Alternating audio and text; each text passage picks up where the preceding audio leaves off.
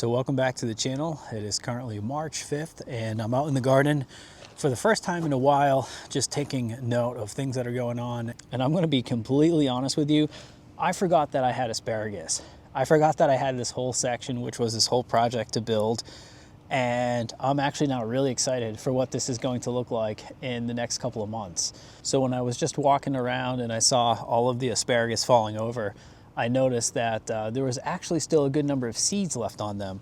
And I always think that they're just going to, you know, get eaten by birds and kind of fall to the ground and disappear with the snow and all. And it doesn't seem to be completely the case. So when I see dried out seeds still on the plant like that, it's a good opportunity to grab a container and collect some seeds. So it can be a little difficult to tell from a distance, but you can start to see all of the little red berries that are in there. And the red ones are the ones from observation, seem to still be a little bit wet or moist.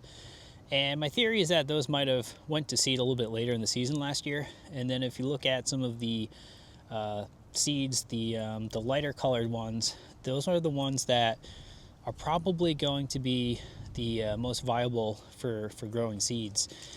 And right here you can see that those are the ones I've collected, and in inspecting them it seems like about half of those are empty, meaning they had seeds in them and they dropped, which is fine. And the ones that still feel like they have something inside them, when you give them a light squeeze, a light press, those are the ones that I'm collecting and putting in my bucket here. So it's not a ton of seeds, but it's nice to at least have a little bit of asparagus seed. And it might be something that I just decide to start, you know, midway through the year. I could start indoors, outdoors, I'm not really sure.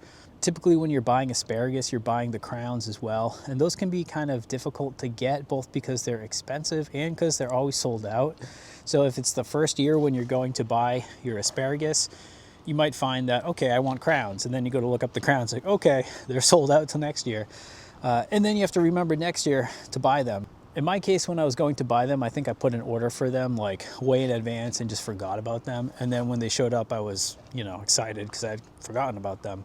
It's a little trick that I do pretty much every year, is just order a bunch of stuff in like December, and then it shows up in, we'll say, April or May, and it's a nice little, it's nice. So yeah, this time of year, the garden definitely looks dead. It's seen better days, but you can go around and certainly find things that are still interesting. You can kind of see how the garden's growing and make observations about, you know, what's about to happen this year. So for example, despite all the really cold weather we've had, you can see that we got this whole patch of onions growing in right there, and they're growing all the way down the row here. So we got quite a few coming in. Another kind of interesting thing that happened last year is the artichokes that I grew from the year before came back. And this is actually the head of the artichoke, and I think there are even some artichoke seeds in here. So in this clump, you can actually see some of the artichoke seeds right in there. And I already collected quite a few, but now I'm expecting to see some more artichokes popping up in here. Right over here, you can see that we have a rabbit that's been in the area. So I've had at least one, but maybe more rabbits that have been living off the garden kind of later in the year. And that's fine because I'm not out here collecting everything to put in the compost. The rabbits are kind of doing me a favor. They're eating the leftovers and they're creating fertilizer for the garden. And this area overall is where I planted herbs kind of mid-season. You know, I'm walking around just seeing what's green here, and this is the parsley that I grew last year. And it did pretty well, and it's still kind of green, to be honest. I'm not going to be eating that, but it kind of tells you that that'll be coming back, and probably coming back pretty strong.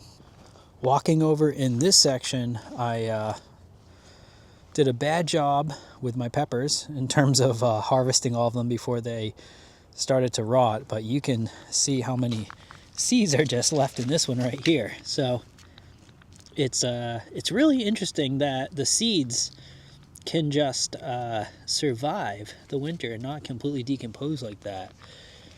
So quite a few all mixed in this area.